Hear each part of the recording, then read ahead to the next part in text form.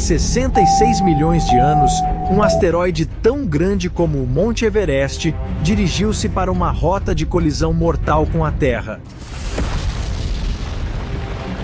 O impacto foi tão devastador que acabou com os répteis mais gigantescos e mortais que alguma vez percorreram o nosso planeta. Mas os dinossauros não morreram apenas de um grande estrondo, não. Eles enfrentaram um fim lento e agonizante. Como é que este evento de extinção causou o maior tsunami que a Terra já viu? E o que aconteceu exatamente depois que os grandes répteis se foram? Segure firme, vamos levá-lo na viagem mais épica e mortal da sua vida. Este asteroide que acabou com dinossauros é aterrorizante. Não só tinha cerca de 10 quilômetros de diâmetro, mas também viajava incrivelmente rápido. Entre 10 e 30 quilômetros por segundo. Neste ponto, era uma bola de fogo ardente. Enquanto descia para a Terra, o ar à sua frente comprimia e esquentava a temperaturas super altas. Pouco antes do impacto, o asteroide podia estar tão quente como a superfície do Sol. Depois de entrar na nossa atmosfera, esta enorme rocha espacial demorou apenas alguns segundos a atingir a superfície da Terra e alterar o curso da vida para sempre.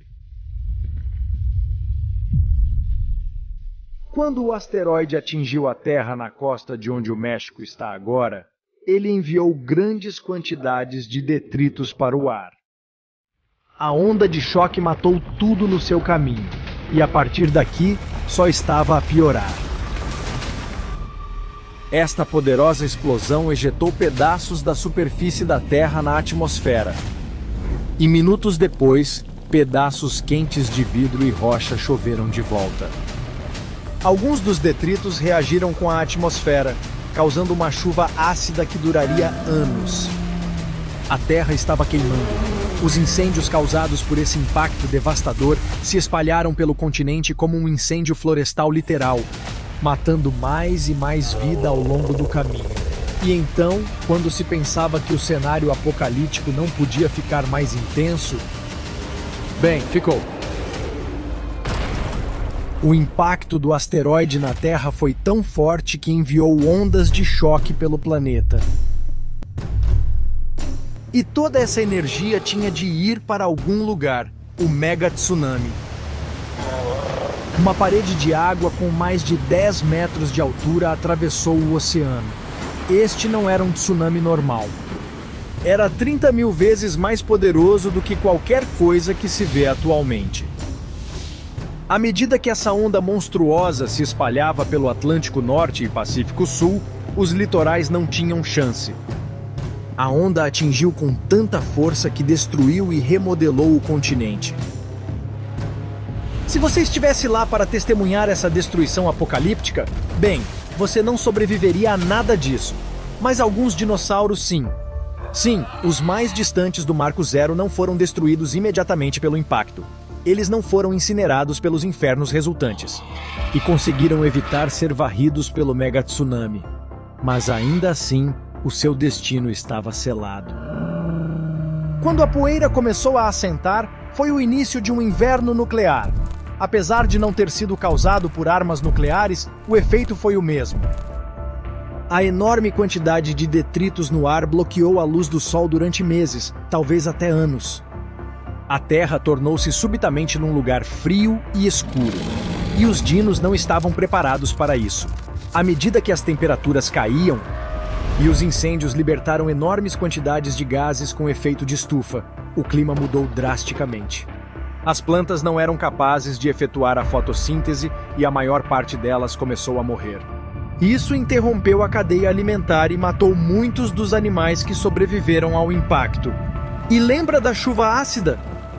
Durou vários anos, causando mais devastação aos ecossistemas.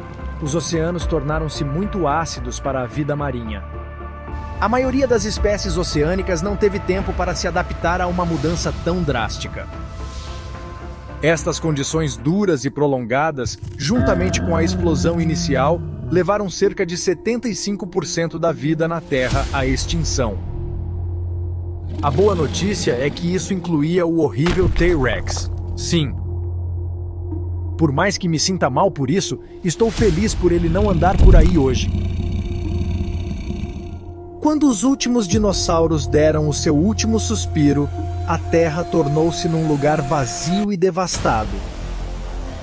Fria e ácida. Então, quando é que as coisas voltaram ao normal? Sim, bem, aqui está. Não voltaram. Não na era dos dinossauros, pelo menos. A Terra não se reconstruiu depois disso. Ele se reinventou. 1000 anos depois, o planeta se recuperava do inverno pós-apocalíptico. Ainda estava frio e a comida ainda era escassa, mas a vida estava pronta para voltar. Neste novo mundo selvagem, algumas criaturinhas peludas corriam por aí. Entre as primeiras plantas a reaparecer após o impacto estão as samambaias. Elas realmente se deram bem depois do desastre.